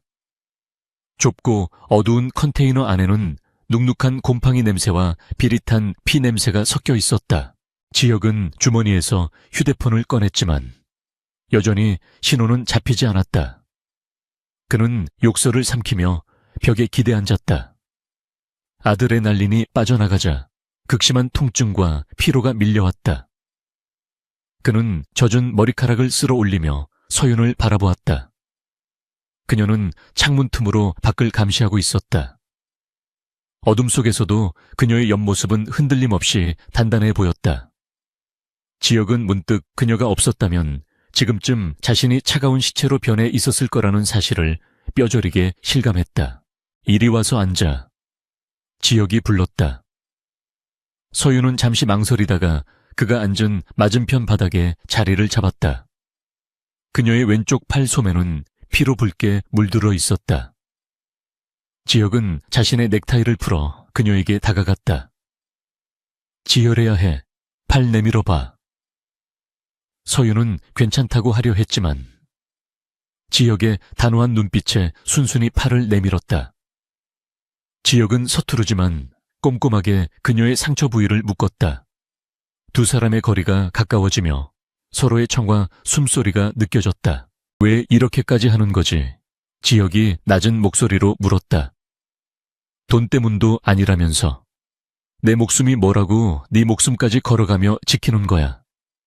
서윤은 지역의 손길을 바라보며 잠시 침묵했다. 빗소리가 배경음악처럼 두 사람 사이를 채웠다. 약속했으니까요.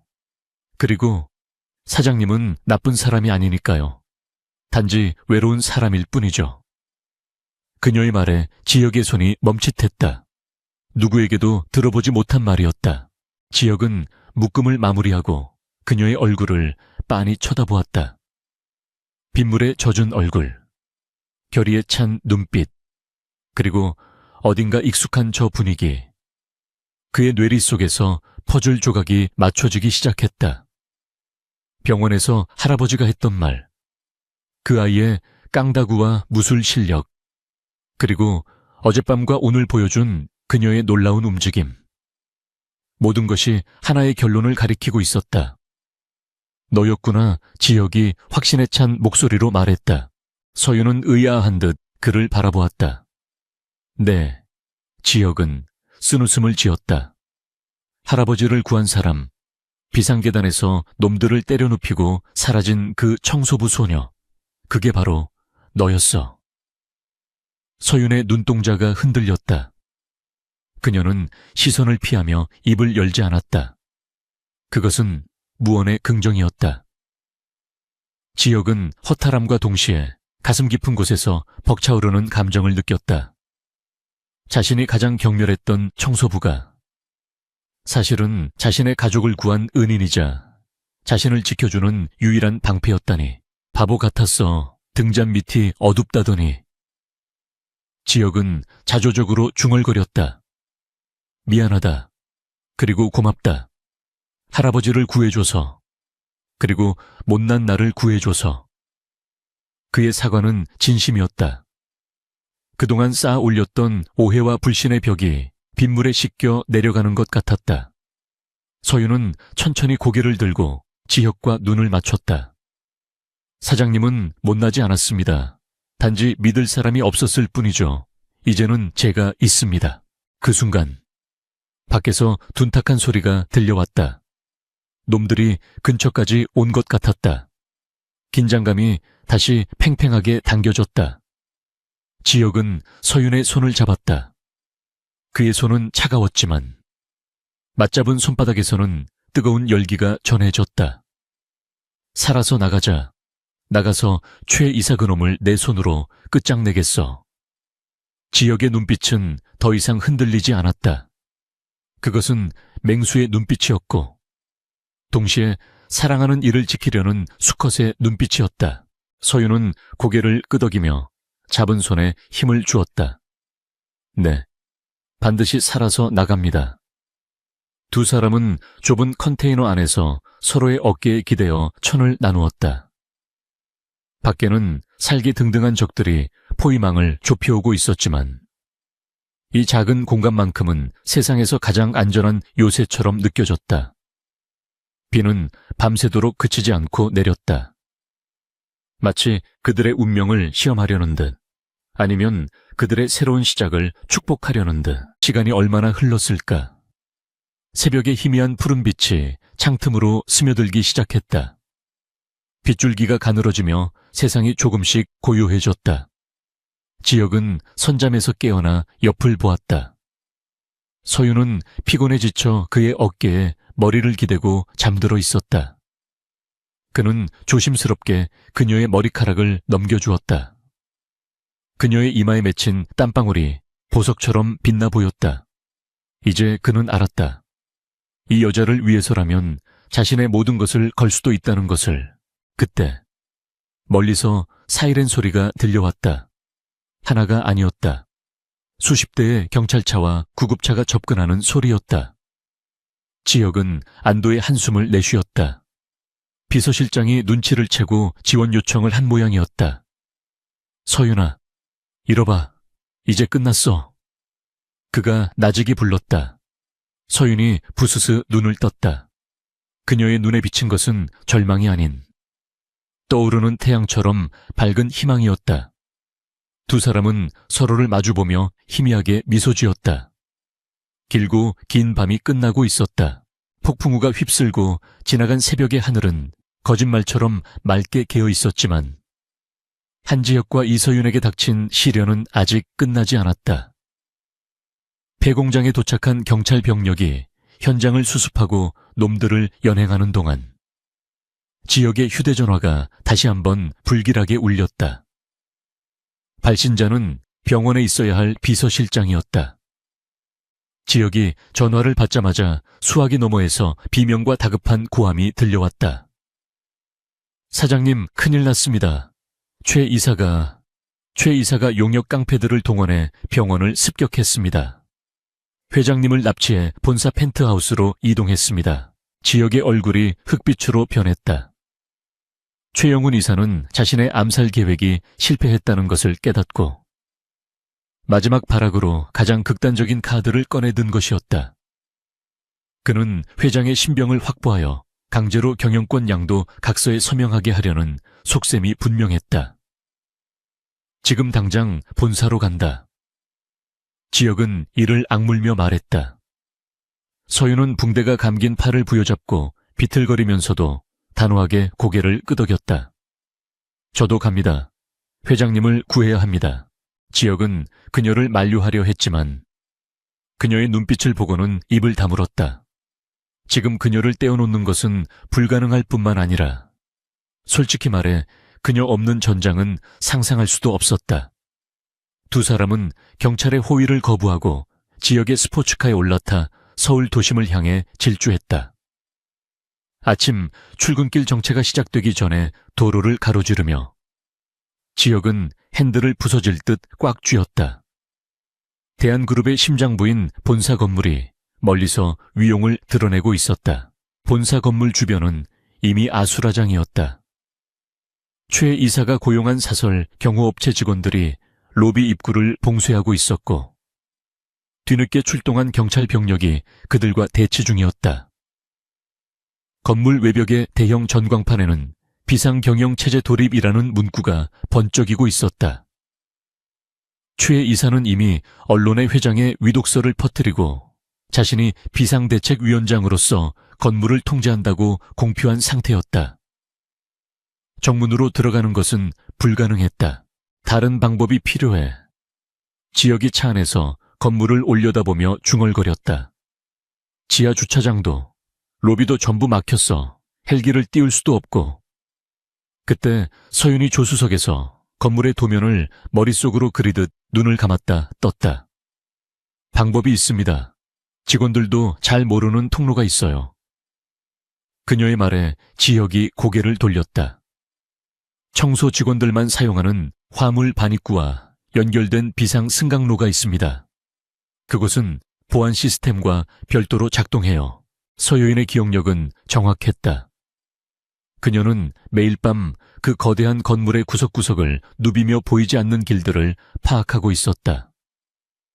화려한 임원들이 결코 발을 들이지 않는 더럽고 좁은 통로들이야말로 지금 그들에게 유일한 구원 투수였다. 지역은 망설임 없이 차를 건물 뒤편의 쓰레기 하적장 쪽으로 돌렸다. 예상대로 그곳의 경비는 허술했다. 악취가 진동하는 하적장 입구에는 졸고 있는 용역 직원 2명뿐이었다.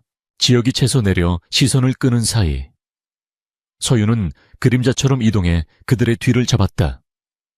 순식간에 2명을 기절시킨 그녀는 지역에게 손짓했다. 이쪽입니다. 두 사람은 거대한 쓰레기 압축기 뒤에 숨겨진 녹슨 철문을 열고 건물 내부로 진입했다. 어둡고 습한 지하 통로가 그들을 맞이했다. 지역은 값비싼 구두가 오물에 더러워지는 것을 신경 쓸 겨를도 없이 서윤의 뒤를 따랐다. 여기서부터는 계단을 이용해야 합니다. 승강기는 전력이 차단되었을 확률이 높아요.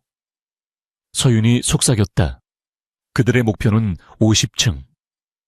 회장실이 있는 펜트하우스였다. 부상당한 몸으로 50층을 걸어 올라가는 것은 자살 행위에 가까웠지만 선택의 여지가 없었다. 두 사람은 거친 숨을 몰아쉬며 끝도 없이 이어진 나선형 계단을 오르기 시작했다. 층계참을 지날 때마다 허벅지가 타들어가는 듯한 고통이 느껴졌다. 20층을 지날 무렵 위쪽에서 인기척이 들려왔다. 최 이사의 부하들이 비상계단을 순찰하고 있었다. 서윤은 지역을 벽 쪽으로 밀치고 계단 난간 아래로 몸을 숨겼다. 발자국 소리가 점점 가까워졌다. 서윤은 주변을 두리번거리다 소화기를 발견하고 손에 쥐었다. 놈들이 바로 머리 위 계단을 지나는 순간 그녀는 소화기를 분사하며 튀어나갔다. 하얀 분말이 시야를 가리는 틈을 타 그녀의 발차기가 장렬했다. 젠장. 쥐새끼들이 들어왔다. 무전을 치려는 놈의 손을 지역이 걷어찼다. 지역은 바닥에 떨어진 무정이를 발로 밟아 부수고 놈의 멱살을 잡아 벽에 밀쳤다. 최영훈, 지금 어디 있어? 놈은 겁에 질려 떨면서도 입을 열지 않았다.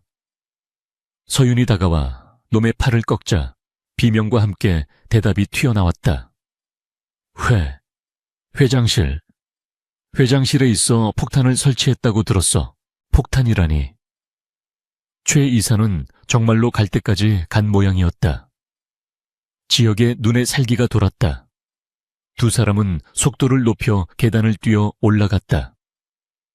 심장이 터질 것 같았지만 멈출 수 없었다. 40층을 넘어서자 체력의 한계가 찾아왔다. 지역이 비틀거리며 무릎을 짚자 서윤이 그의 팔을 어깨에 걸쳤다. 조금만 더 가면 됩니다. 할 수 있습니다. 그녀의 땀에 젖은 얼굴이 지역에게 힘을 불어넣어 얻다. 드디어 50층 비상구 앞. 문 너머에는 중무장한 용병들이 지키고 있을 것이 분명했다. 지혁은 품에서 자신의 스마트폰을 꺼냈다. 내가 보안 서버를 해킹해서 50층의 조명을 일시적으로 차단할 거야. 암전 시간은 딱 10초. 그 안에 놈들을 제압할 수 있겠어. 서윤은 삼단봉을 고쳐 잡으며 비장하게 고개를 끄덕였다. 충분합니다. 지혁의 손가락이 화면 위를 빠르게 움직였다. 엔터키를 누르는 순간 문 너머 복도의 불빛이 일제히 꺼졌다. 지금이야. 지혁이 문을 박차고 열었다. 칠흑 같은 어둠 속에서 당황한 용병들의 고함이 들려왔다. 뭐야? 불 켜, 비상전력 가동해. 그 혼란의 틈을 파고든 것은 밤의 여왕인 서윤이었다. 그녀는 어둠을 친구 삼아 놈들의 위치를 감각적으로 파악하고 타격했다. 둔탁한 타격음과 신음만이 어둠 속을 채웠다. 하나, 둘, 셋. 서윤은 춤을 추듯 복도를 누비며 적들을 무력화시켰다. 제1조. 비상등이 붉게 켜졌을 때 복도에 서 있는 사람은 지혁과 서윤뿐이었다. 바닥에는 5명의 용병이 기절해 있었다. 지혁은 감탄할 시간도 없이 회장실의 육중한 양문 앞으로 달려갔다. 문은 전자도어록으로 굳게 잠겨 있었다. 암호를 바꿨군. 지혁이 욕설을 내뱉으며 패널을 조작하려 했지만 시간이 너무 걸릴 것 같았다. 그때 안에서 회장의 목소리가 희미하게 들려왔다. 이놈, 놔라. 내 손자가 오면 넌 끝장이야. 뒤이어 최 이사의 광기 어린 웃음소리가 들렸다. 오라고 하십시오. 그놈이 보는 앞에서 당신이 죽는 꼴을 보여주는 것도 나쁘지 않겠군요. 서윤이 문을 살폈다. 이 문, 방탄이라 부수기 힘듭니다. 지혁은 초조하게 입술을 깨물었다. 그때 그의 눈에 천장에 환기구가 들어왔다. 서윤아, 저기. 그가 손가락으로 가리킨 곳은 성인 한 명이 겨우 들어갈 만한 크기의 환기구였다. 서윤은 즉시 지혁의 의도를 알아차렸다. 제가 들어가겠습니다. 안에서 문을 열게요.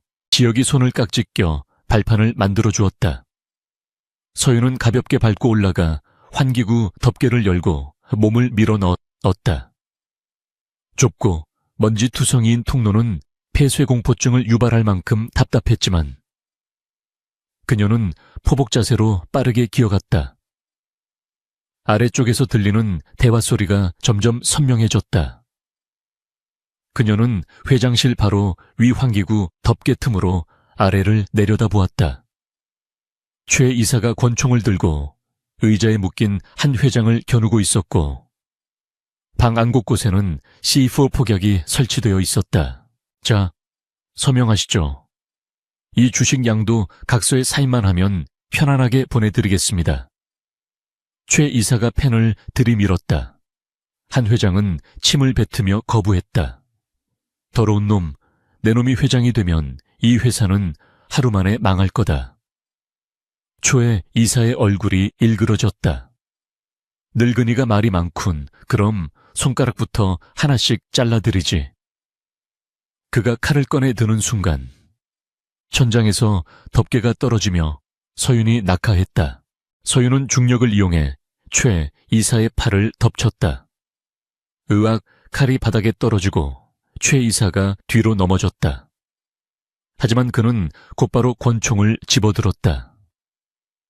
서윤이 다시 달려들려는 찰나 총구가 한 회장의 머리를 향했다. 움직이지 마. 움직이면 늙은이 머리통을 날려버리겠어. 최 이사가 악을 썼다. 서윤은 자리에 멈춰 설 수밖에 없었다. 상황은 다시 교착 상태에 빠졌다. 그때 굳게 닫혀있던 회장실 문이 띠리릭 소리와 함께 열렸다. 지혁이 마스터키 코드를 찾아낸 것이었다.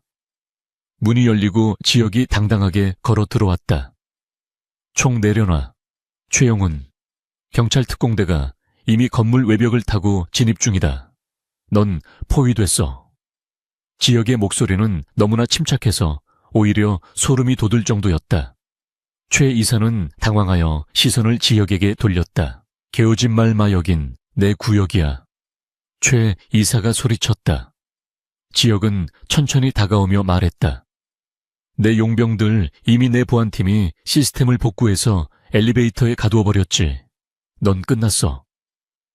사실 그것은 반쯤은 허세였다. 경찰 특공대가 오고 있는 건 맞지만 아직 진입 전이었고 보안 시스템은 완전히 복구되지 않았다. 하지만 지혁은 탁월한 승부사였다. 그는 상대의 심리를 흔드는 법을 알고 있었다. 최 이사의 눈동자가 흔들리는 틈을 타 지혁이 눈짓을 보냈다. 서윤은 그 찰나의 신호를 놓치지 않았다.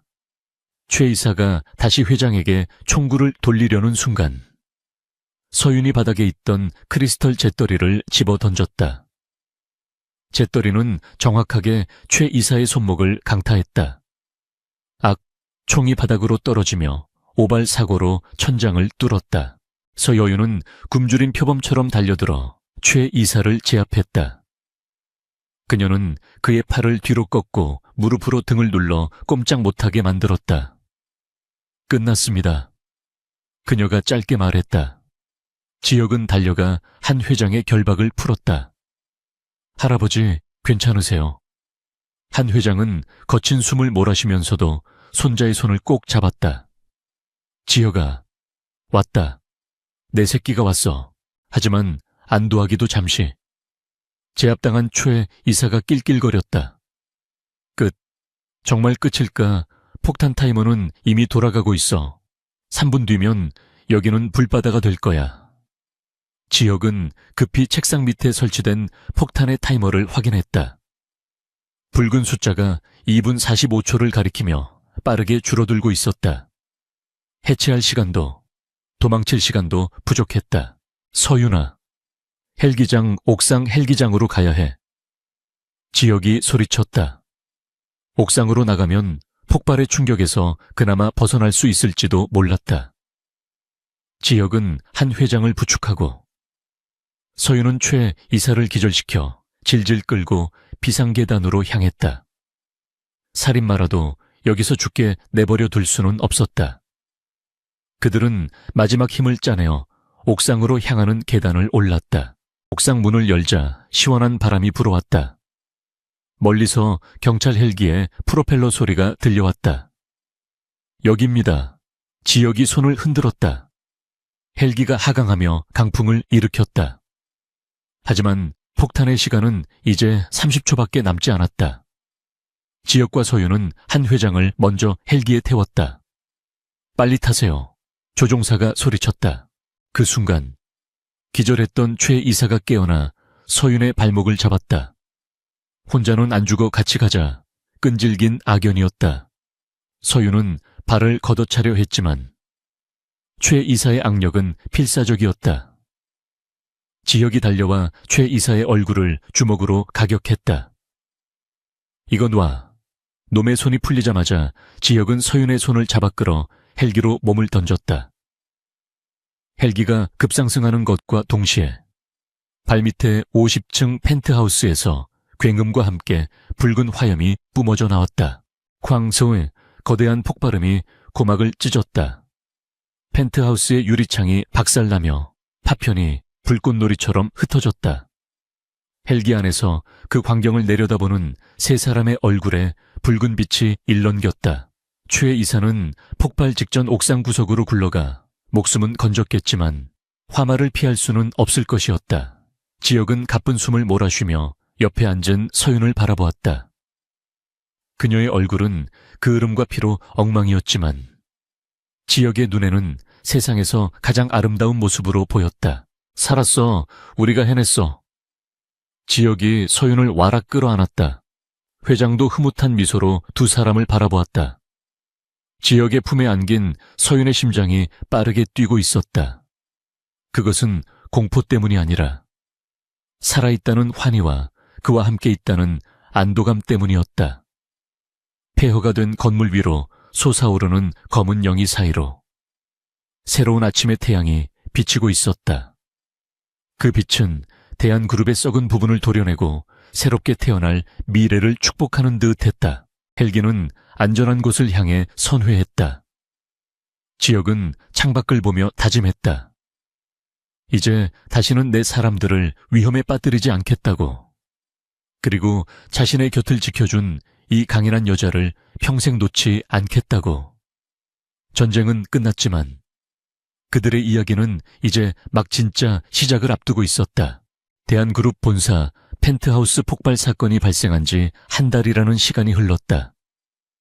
대한민국 재계를 뒤흔들었던 그날의 소동은 거짓말처럼 잠잠해졌고 파괴되었던 건물 최상층은 보수 공사를 통해 새로운 모습으로 다시 태어나고 있었다.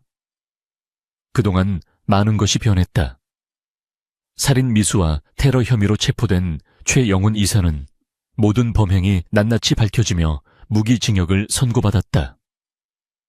그의 몰락과 함께 그를 따르던 부패 세력들 또한 줄줄이 구속되거나 회사에서 축출되었다. 대한그룹은 창사 이래 가장 강력한 구조조정과 내부 감사를 통해 썩은 살을 도려내고 투명한 기업으로 거듭나기 위한 진통을 겪고 있었다. 한지혁 사장은 이 모든 변화의 중심에 서 있었다. 예전에 그는 공포와 불신의 아이콘이었지만 지금은 달랐다. 직원들은 위기 상황에서 회장과 직원을 구하기 위해 불길 속으로 뛰어든 그를 진정한 리더로 존경하기 시작했다. 그의 차가웠던 눈빛에는 여유와 온기가 깃들었고 결제 서류를 검토하는 손길에는 인간적인 배려가 묻어났다. 하지만 그의 곁에는 늘 비어있는 자리가 하나 있었다. 사건 직후 병원에 입원했던 이서윤은 퇴원과 동시에 사직서를 제출하고 자취를 감췄기 때문이다. 그녀는 어머니의 수술이 성공적으로 끝난 것을 확인한 뒤 조용히 평범한 일상으로 돌아가기를 원했다. 서울 근교의 한적한 요양병원 정원. 따사로운 봄 햇살이 내리쬐는 벤치에 한창석 회장이 앉아 있었다. 그의 곁에는 수척해진 얼굴의 지혁이 서 있었다. 서윤이는 아직 연락이 없느냐? 한 회장이 쯧쯧쯧 혀를 차며 물었다. 지혁은 씁쓸한 표정으로 고개를 저었다. 찾으려면 찾을 수 있습니다. 하지만 억지로 데려오고 싶지 않습니다. 그녀가 스스로 선택하기를 기다리고 있습니다. 그는 그녀의 자유의지를 존중하고 싶었다. 그것이 그가 배운 사랑의 방식이었다. 한 회장은 허허 웃으며 지팡이로 바닥을 두드렸다. 내 놈이 이제야 철이 좀 들었구나. 사실 내가 너희 둘을 붙여놓은 건 도박이었다. 내 녀석의 그 지독한 의심병을 고칠 수 있는 건 아무런 계산 없이 몸을 던질 줄 아는 그 아이뿐이라고 생각했지. 처음에는 그냥 충직한 보디가드 정도를 기대했는데 너희가 목숨까지 걸고 사랑을 할 줄은 몰랐다. 내 계획보다 훨씬 더 훌륭한 결과야. 그는 만족스러운 듯 눈을 가늘게 떴다. 사랑이라뇨. 아직 그런 말 한 번도 못 들어봤습니다. 지혁이 투덜거렸다. 하지만 그의 귀는 붉게 달아올라 있었다. 한 회장은 품에서 낡은 봉투 하나를 꺼내 지혁에게 건넸다. 이걸 가지고 가서 전해라. 내가 그 아이에게 주는 마지막 임무이자 선물이다. 이걸 보고도 안 오면 그땐 내가 포기하마. 봉투 안에는 서윤이 꿈꾸었던 체육대학 복학 추천서와 전액 장학증서, 그리고 대한그룹 보안 이사 위촉장이 들어있었다. 선택은 그녀의 몫이었다. 지혁은 봉투를 들고 서윤이 살던 옥탑방으로 향했다. 하지만 그곳은 이미 비어 있었다. 동네 사람들의 말로는 며칠 전 짐을 싸서 어디론가 떠났다고 했다.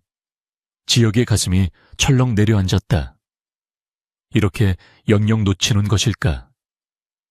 그는 미친 듯이 차를 몰아 그녀가 갈 만한 곳을 찾아 헤맸다. 그녀가 어머니를 모신 요양원, 예전에 다녔던 체육관, 그리고 편의점까지. 하지만 어디에도 그녀의 그림자는 없었다. 해가 저물어가고 서울의 야경이 화려하게 불타오를 때 지역은 문득 한 곳을 떠올렸다. 그곳은 그들이 처음 만났던 대한그룹 본사였다. 정확히 말하면 그들이 생사를 넘나들며 서로의 마음을 확인했던 50층 옥상 헬기장이었다. 지역은 본사로 차를 돌렸다. 심장이 터질 듯이 뛰었다. 로비를 지나 전용 엘리베이터를 타고 옥상으로 올라가는 시간이 엊겁처럼 느껴졌다.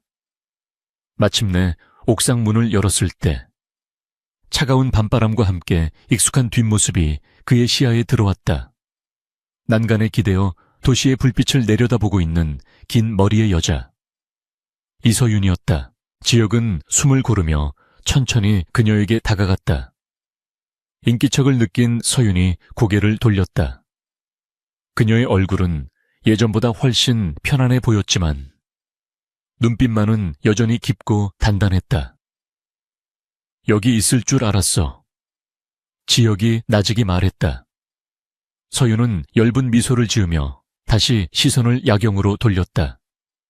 여기가 제일 높잖아요. 그리고 사장님이 제일 잘 보이는 곳이기도 하고요. 그녀의 말에 지역의 가슴이 요동쳤다.